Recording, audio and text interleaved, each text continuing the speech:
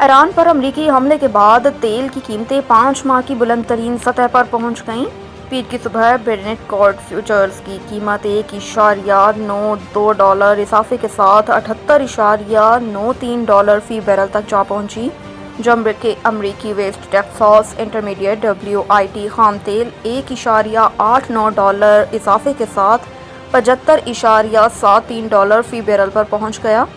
Session کے آغاز میں دونوں کانڈیکس بالترتیب $81.40 اور $78.40 کی فی بیرل کی سطح کو چھو کر 5 ماہ کی بلند ترین سطح پر جا پہنچے تھے، تاہم کچھ وقت بعد ان میں معمولی کمی آئی۔ یہ اضافہ اس وقت دیکھنے میں آیا جب امریکی صدر ڈونلڈ ٹرمپ نے دعویٰ کیا کہ انہوں نے ہفتے کے اختتام پر ایران کی اہم جوہری تنصیبات کو مکمل طور پر تباہ کر دیا ہے۔ ان حملوں میں امریکہ نے اسرائیل کے ساتھ مل کر کارروائی کی، جس سے مشرق وسطیٰ میں تنازع مزید سنگین ہو گیا۔ ایران نے ان حملوں کے خلاف شدید رد عمل کا عندیہ دیتے ہوئے دفاع کا اعلان کیا ہے۔ ایران اوپیک کا تیسرا سب سے بڑا خام تیل پیدا کرنے والا ملک ہے، اور تجزیہ کاروں کا یہ بھی کہنا ہے کہ اگر ایران نے رد عمل میں آبنائے حمض کو بند کیا تو عالمی رصد کا تقریباً 5واں حصہ متاثر ہو سکتا ہے۔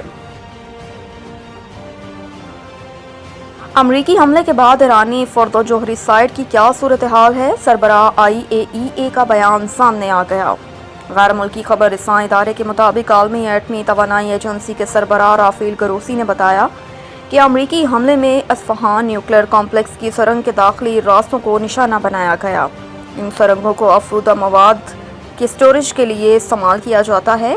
IAEA کے سربراہ کا کہنا تھا کہ امریکی حملوں میں نتنز میں فیول افزودگی پلانٹ کو دوبارہ نشانہ بنایا گیا، جبکہ حملے کے بعد ایران کی فردو جوہری سائٹ پر بڑے بڑے گڑھے دیکھے گئے ہیں۔ یاد رہے کہ اس سے قبل ایرانی عہدیدار نے دعویٰ کیا تھا کہ تینوں مقامات پر آف سائٹ تاکباری کی سطح میں اضافہ نہیں ہوا۔ امریکی حملے میں جوہری تنصیبات کے بیرونی حصوں کو نقصان پہنچا۔ ایرانی عہدیدار کے مطابق امریکی حملے سے پہلے تینوں جوہری تنصیبات کو خالی کرایا گیا تھا۔ نشانہ بنائے گئے سائٹس میں کوئی مواد نہیں تھا جو تابکاری کا باعث بنے۔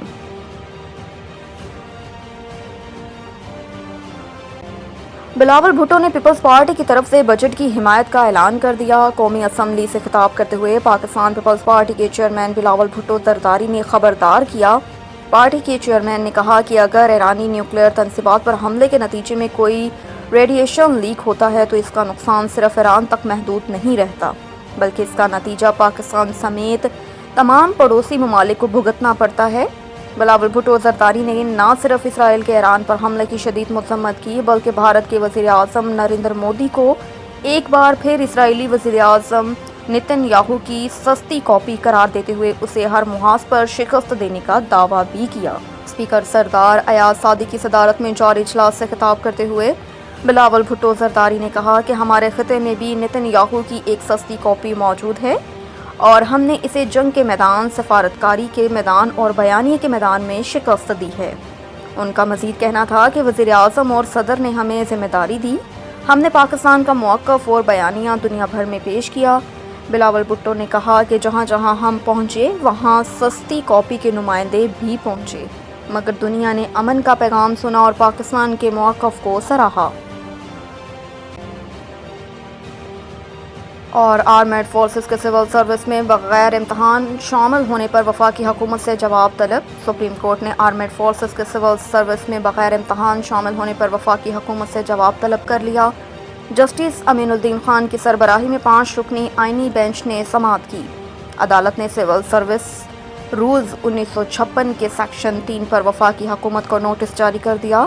درخواست گزار وکیل علی عظیم آفریدی کا کہنا تھا کہ سول شخص کو CSS کے پہلے تحریری اور پھر انٹرویو پاس کرنا ہوتا ہے، جبکہ آرمیڈ فورسز کو CSS کلیئر کرنے کے لیے صرف انٹرویو دینا پڑتا ہے۔